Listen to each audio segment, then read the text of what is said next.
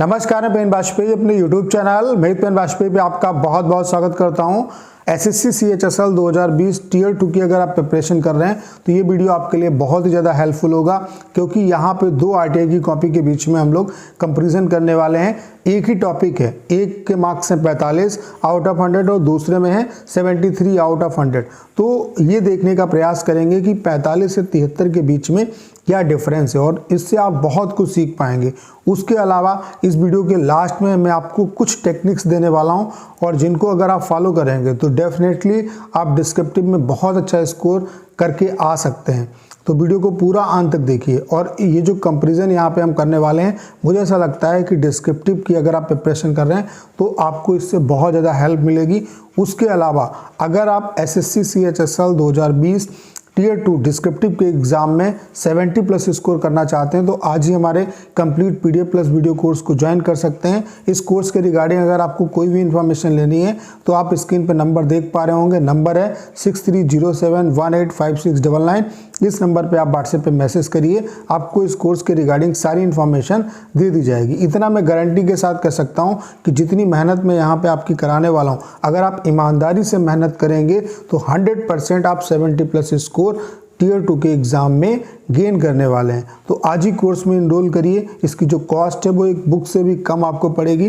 कोई भी इन्फॉर्मेशन चाहिए तो नंबर पे आप व्हाट्सएप पे मैसेज करिए, आपको इसके रिगार्डिंग सारी इन्फॉर्मेशन दे दी जाएगी। तो चलिए स्टार्ट करते हैं। बस आप सभी से रिक्वेस्ट है कि वीडियो पूरा देखिए, तभी आपको बेनिफिट मिलेगा, तभी आप जो इसका रियल जो आउटपुट है वो आप ले पाएंगे और कहीं ना कहीं आपके जो डिस्क्रिप्टिव की प्रिपरेशन है उसमें एक बूस्ट आपको जरूर मिलेगा। तो चलिए स्टार्ट करते हैं। सबसे पहले हम लोग 45 नंबर वाली कॉपी देखेंगे। तो आप लोग देख पा रहे होंगे 45 मार्क्स हैं स्टूडेंट के। तो पहले इस कॉपी को देखेंगे कि स्टूडेंट ने कैसे लिखा, उसके बाद जो 73 नंबर वाली कॉपी है उसको देखेंगे, फिर इन दोनों के बीच में डिफरेंस ढूंढने का प्रयास करेंगे और फिर मैं आपको सजेशन भी दूंगा अपने तरफ से कि आप क्या ऐसा जोड़ोगे ताकि आपको बेस्ट से बेस्ट नंबर मिले।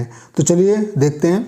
आप लोग देख पा रहे होंगे ऐसे का जो टॉपिक है वो जनसंख्या नियंत्रण ही हमारी सभी समस्याओं का एकमात्र समाधान है, ठीक है।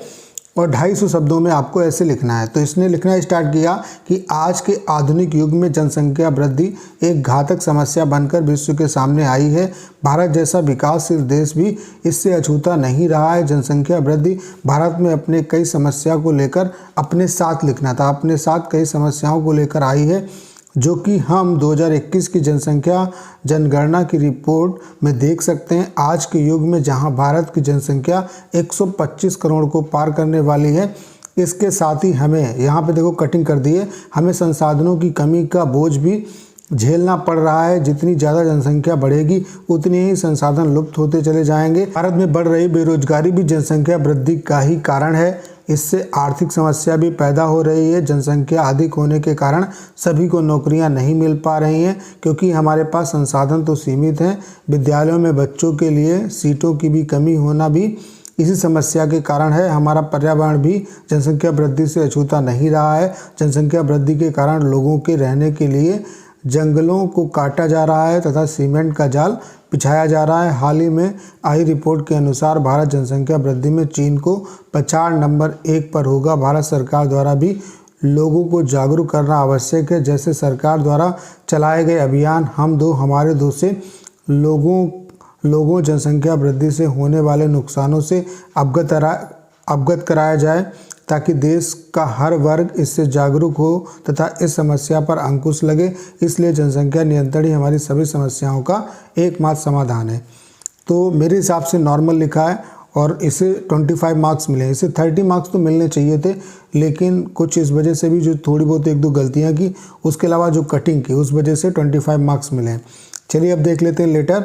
और अभी हम लोग गलतियों को एक्सप्लेन नहीं करेंगे, कमियों को एक्सप्लेन नहीं करेंगे। पहले दोनों कॉपियों को मैं पढ़ लेता हूं, उसके बाद अंतर खुद समझ में आ जाएगा आपको और फिर जो अंतर है इनके बीच में वो मैं एक्सप्लेन करूंगा, ठीक है। अब देख लेते हैं कि लेटर कैसे लिखा। तो अब देख लेते हैं लेटर कैसे लिखा है। आप शिवानी शिव निवासी सीजो कॉम्प्लेक्स लोधी रोड नई दिल्ली पिन कोड दिया हुआ है। अपने छोटे भाई नमन को पत्र लिखकर सेलफोन के अत्यधिक प्रयोग से होने वाली हानियों से अवगत कराएं। तो लिखा है सीजो कॉम्प्लेक्स लोधी रोड नई दिल्ली, बिल्कुल सही। उसके बाद दिनांक जो जिस दिन पेपर होगा उसी का दिनांक डाल दिया है 29 सितंबर 2019। प्रिय भाई नमन, आशा करता हूं कि तुम कुशल मंगल कुशल मंगल होगे तथा माता पिता का स्वास्थ्य भी अच्छा होगा। इस वर्ष तुम्हारी 10वीं बोर्ड की परीक्षा है जो कि अगले महीने से आरंभ होने वाली है। कल ही मुझे पिताजी का पत्र मिला जिसमें उन्होंने तुम्हारे अत्यधिक सेलफोन प्रयोग करने की बात बताई। प्रिय अनुज, हर चीज़ का एक अपना समय होता है। तुम्हारे अत्यधिक सेलफोन प्रयोग करने से तुम्हें इसके हानिकारक परिणाम देखने को मिल सकते हैं या तुम्हारी पढ़ाई पर बहुत गहरा असर कर सकता है, जिससे तुम्हारे अंकों में भी गिरावट आ सकती है, जो आगे तुम्हें अपने पसंदीदा विषय चुनने में भी समस्या का सामना करना पड़ सकता है। यह तुम्हारे स्वास्थ्य के लिए भी हानिकारक है। आशा करता हूँ कि तुम इससे गंभीरता से लोगे। माता पिता को चरण स्पर्श तथा तुम्हें ढेर सारा प्यार। तुम्हारा अग्रसिप। तो मुझे लगता है कि लेटर तो अच्छा लिखा है, लेकिन सिर्फ 20 मार्क्स मिलने की वजह यही है कि जो ऐसे है वो ख़राब है, उसमें नंबर कम है, इस वजह से यहाँ पर भी उससे ही कम नंबर मिले हैं। आप हमेशा देखो, कोई भी कॉपी देखना, ऐसे और लेटर के जो नंबर हैं उनमें कहीं ना कहीं एक रिलेशन ज़रूर होगा। अगर जैसे ऐसे में एग्जामिनर ने 35 नंबर दिए तो ये मान के चलो कि 35-30 इसी के आसपास नंबर लेटर में भी होंगे। तो चलिए, ये आपने देखी 45 नंबर वाली कॉपी। अब देख लेते हैं सेम टॉपिक पे 73 नंबर वाली कॉपी और उसमें डिफरेंस क्या है, फिर हम लोग उसको एक्सप्लेन करेंगे। अब आप लोग देख पा रहे होंगे, ये जो कॉपी है वो है 73 मार्क्स वाली। इसमें ऐसे में जो मार्क्स मिले हैं वो 36 मिले हैं और लेटर में जो मार्क्स मिले हैं वो 37 मिले हैं। ठीक है, तो चलिए देखते हैं। टॉपिक सेम है, जनसंख्या नियंत्रण ही हमारी सभी समस्याओं का एकमात्र समाधान है। तो स्टूडेंट ने लिखना स्टार्ट किया है कि आज केवल भारत में ही नहीं बल्कि पूरे विश्व में जनसंख्या वृद्धि हर क्षेत्र में एक बड़ी समस्या बनकर उभर रही है। जनसंख्या वृद्धि के कारण ज़्यादातर देशों में बेरोजगारी के साथ साथ विकास में भी बाधाएं उत्पन्न हो रही हैं। विश्व में फैल रहे प्रदूषण जैसे वायु प्रदूषण, जल प्रदूषण, ध्वनि प्रदूषण आदि में भी सबसे बड़ा कारण जनसंख्या वृद्धि है। एक रिपोर्ट के अनुसार भारत जनसंख्या के मामले में 2030 तक चीन को पीछे छोड़ देगा। जनसंख्या वृद्धि का मूल कारण ग्रामीण एवं पिछड़े इलाकों में अशिक्षित एवं कम जागरूकता को माना जाता है। आज हर क्षेत्र में, चाहे वह रोजगार का क्षेत्र हो या खेलों का क्षेत्र हो या फिर यातायात का क्षेत्र हो, हर जगह भीड़ बढ़ती जा रही है। इसके अलावा प्रदूषण एवं अन्य समस्याओं का मूल कारण भी तीव्र गति से बढ़ती हुई जनसंख्या ही है। इस गंभीर होती समस्या के आगामी प्रभावों को देखते हुए कई देशों में अलग अलग तरह की योजनाएं एवं नियम भी बनाए जा रहे हैं। भारत में भी समय समय पर जनसंख्या वृद्धि को लेकर जागरूकता अभियान सरकार द्वारा चलाए जाते हैं। कुछ व्यक्तियों का मानना है कि एक ऐसा नियम बनाया जाना चाहिए जिससे अगर किसी दंपति को तीसरी संतान पैदा हो तो उसका मताधिकार समाप्त हो जाए। इस तरह के नियम एवं जागरूकता अभियान समय समय पर चलाने से जनसंख्या नियंत्रण के साथ साथ अधिकांश समस्याओं से निजात मिल सकेगी और देश विकास के पथ पर आगे बढ़ेगा। यह उचित समय है कि सरकार द्वारा कड़े कानून एवं नियम बनाए जाएं और उनका प्रचार प्रसार समाचार पत्रों में, टेलीविज़न में, पोस्टरों द्वारा विज्ञापन करके आम जन एवं पिछड़े इलाकों में लोगों को जागरूक करें, जिससे ज़्यादातर समस्याएं जनसंख्या नियंत्रण के साथ ही खत्म हो जाएंगी। तो यहाँ पे देखो 36 मार्क्स मिले हैं। तो इसने भी चूँकि बहुत ज़्यादा एडवांस नहीं लिखा है, लेकिन मुझे ऐसा लगता है कि थोड़ा बहुत इसने जो है चीज़ों को अच्छे तरीके से एक्सप्लेन करने का प्रयास किया। देखो, मुझे ऐसा लगता है, जो मैं अभी तक समझ पाया हूँ, कि आपके ऐसे से उसको ऐसा ना लगे कि आप मतलब बिल्कुल जैसे नीरस तरीके से लिख रहे हो। जो स्टूडेंट ने वहाँ भी लिखा, वहाँ भी उसने सारे फैक्ट्स बताए, लेकिन क्या है कि आप जो भी आपके पास जानकारी है उन्हें पहले ही परोसने का प्रयास करो। जैसे इसने जो लिखा, आज केवल भारत में ही नहीं बल्कि पूरे विश्व में जनसंख्या वृद्धि हर क्षेत्र में एक बड़ी समस्या बनकर उभरी है। उसके बाद बता दिया कि किस किस क्षेत्र में है। ठीक है, ये भी एक्सप्लेन कर दिया कि इससे कौन कौन सी समस्याएं उत्पन्न हो रही हैं। वायु प्रदूषण है, जल प्रदूषण है। उसके अलावा सजेशन भी अपने दिए, तो उससे थोड़ा बहुत बेटर लिखा है। लेकिन मैं ये ज़रूर कहूँगा कि उस कॉपी में भी इतना ख़राब नहीं लिखा है कि उसे 25 ही मार्क्स मिले। वो भी कॉपी जो है वो 30 मार्क्स डिजर्व करती है। ठीक है, अब चलिए देख लेते हैं लेटर को। ठीक है, और फिर मैं आपको अपनी जो मेरी राय है वो मैं आपको बताऊँगा, जिसके थ्रू आप बहुत अच्छा करके आएंगे और आपके बहुत अच्छे नंबर आएंगे। तो जो लेटर का टॉपिक है वो भी सेम है, सीजो कॉम्प्लेक्स, लोधी रोड, नई दिल्ली, और पिन कोड डाल दिया। उसके बाद जिस दिन एग्ज़ाम था वो डेट डाल दी, प्रिय अनुज नमन। तो यहाँ पे देखो इसने एक मिस्टेक भी कर दी है, क्योंकि 2018 में छोटी बहन के लिए लिखना था तो उसने छोटी और उसके बाद लिखा था, तो उसको यूएफएम की वजह से उसकी कॉपी में 0 नंबर मिले थे। तो यहाँ पे अनुज डाल दे, जबकि यहाँ पे ये नहीं डालना है। ठीक है, किसको लिखना है? जो भाई है उसका नाम दिया है नमन, तो यहाँ पे अनुज जो है वो डालने की ज़रूरत नहीं है। चलिए फिर भी आगे देख लेते हैं।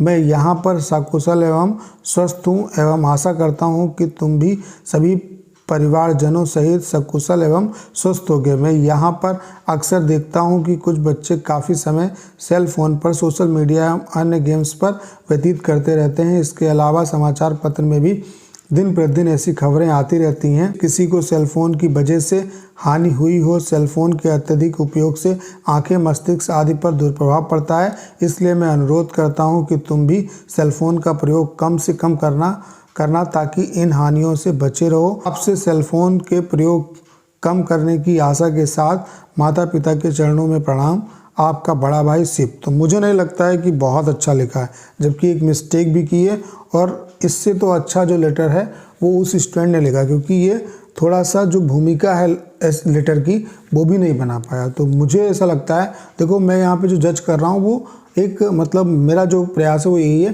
कि एक सही इन्फॉर्मेशन आप तक डिलीवर की जा सके।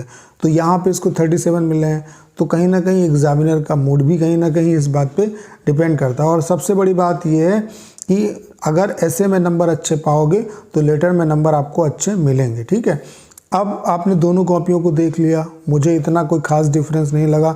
उसने भी सेम टू सेम वैसे ही लिखा, इसने भी सेम टू सेम वैसे लिखा, कोई एक्स्ट्रा अपने तरफ से फैक्ट्स डालने का प्रयास नहीं किया। जैसे इसने 2030 में बताया कि हम चीन को पीछे छोड़ देंगे, उसने 2011 की जनगणना जो रिपोर्ट थी उसका एग्जाम्पल दे दिया। और इसके अलावा दोनों ने ही कोई भी मतलब स्पेशल फैक्ट्स बताने का प्रयास नहीं किया। लेकिन कॉपी आपके सामने, थोड़ा सा लिखने का तरीका और एग्जामिनर आपको कैसा फंसता है इस बात पे भी चीज़ें डिपेंड करती हैं। ठीक है, अब मैं आपको बताता हूँ कि इसका सोल्यूशन क्या है। आपके लिए सोल्यूशन क्या है कि कैसे किसी भी कंडीशन में आपको बेस्ट से बेस्ट नंबर मिले। देखो एग्जामिनर कैसा भी हो, मैं आपको जो टेक्निक बता रहा हूँ ये टेक्निक हमेशा आपके काम आएंगे। देखो हमेशा प्रयास करो। देखो अगर आप कॉमन लिखोगे, एवरेज लिखोगे, मतलब कुछ भी आप एक्स्ट्रा अगर ऐड नहीं करोगे, तो भाई एग्जामिनर का मूड ही डिपेंड करेगा, वो आपको नंबर अच्छे भी दे सकता है और बेकार भी दे सकता है। लेकिन अगर आपने फैक्ट्स बताने का प्रयास किया और चीज़ों को अगर प्रेजेंट सिनेरियो से जोड़ा, तो डेफिनेटली एग्जामिनर को अच्छे नंबर आपको देने ही पड़ेंगे। और इस चीज़ को फॉलो करिए, आपके 100% अच्छे नंबर आएंगे। सबसे पहले आपको काम क्या करना है, जितनी भी रैंकिंग है कि हम स्वास्थ्य में कहाँ पे हैं, कुपोषण में कहाँ पे हैं, गरीबी में कहाँ पे हैं, तो ये जितनी भी रैंकिंग है इनको आप याद कर लो, क्योंकि ये जो है कहीं ना कहीं इनको आप पुट कर पाओगे। कोई भी टॉपिक आए इनको आप पुट कर सकते हो, और इनको जब आप पुट करोगे तो कहीं ना कहीं एग्जामिनर पे अच्छा इफेक्ट पड़ेगा। तो आपको करना क्या है, जैसे कोई भी टॉपिक आपको अगर ऐसे में मिलता है, आपको जो पूरा फोकस अपना डालना है वो ऐसे में डालना है। पहले जो भी टॉपिक दिया गया है उसको अच्छे तरीके से उस पर विचार करो और देखो कि यार एक्चुअल में ये क्या कहना चाहता है। अगर एक बार में नहीं समझ में आया तो 2-3 बार उसे पढ़ने की ज़रूरत है। उसके बाद देखो कि यार इस पे मुझे फैक्ट्स कितना पता है, और फिर आप सोचो कि इस टॉपिक के बारे में मुझे कितनी नॉलेज है। उसके अलावा जो मैंने अदर जो भी मेरे पास नॉलेज है वो डाटा में कितना यहाँ पे सेट कर सकता हूँ। तो फिर उन्हें पॉइंट बाय पॉइंट जो है अपने एडमिट कार्ड के पीछे जो है उसे नोट कर लो, मतलब शॉर्ट फॉर्म में कि यार मुझे ये रिपोर्ट भी डालनी है, उसके अलावा ये जो डाटा है ये भी डालना है, उसके बाद ये रैंकिंग इससे कनेक्ट कर सकते हैं तो इस रैंकिंग को भी मुझे यहाँ पे डालना है। फिर आप क्या करो, तो आपके पास एक रोड मैप हो जाएगा कि आपको क्या क्या फैक्ट्स डालने हैं। उसके अलावा मैंने आपको कई बार इस चीज़ को बताया कि 3 पार्ट में अपने ऐसे को तोड़ो, इंट्रोडक्शन, मेन बॉडी और कंक्लूजन। इंट्रोडक्शन में उसके बारे में बताओ, और अगर प्रेजेंट सिनेरियो से लिंक कर सकते हो तो प्रेजेंट सिनेरियो से लिंक करो, और जो भी आपको जानकारी है उसके बारे में बेस्ट, यानी कि रैंकिंग वगैरह अगर आप कोई डाटा उसमें दिखा सकते हो तो उसको वहीं पे दिखाओ। ठीक है, उसके बाद मेन बॉडी में प्रोस एंड कॉन्स बताओ और कंक्लूजन में अपनी राय दो। ठीक है, तो अगर आप इंट्रोडक्शन अपनी बेस्ट कर लोगे, उसमें आपने फैक्ट्स बता दिए, प्रेजेंट डाटा से जोड़ दिया, तो मैं गारंटी ले सकता हूं कि आपको बहुत अच्छे नंबर मिलेंगे। ये एग्जामिनर के मूड पे बिल्कुल डिपेंड नहीं करेगा। अगर कॉमन लिख के आएंगे तो जाहिर सी बात है कि एग्जामिनर का मूड ही डिसाइड करेगा कि आपको नंबर कितने देने हैं। लेकिन अगर आप फैक्ट्स वगैरह इन पे अगर खेलते हो तो मुझे लगता है कि आप बेस्ट से बेस्ट स्कोर कर सकते हो।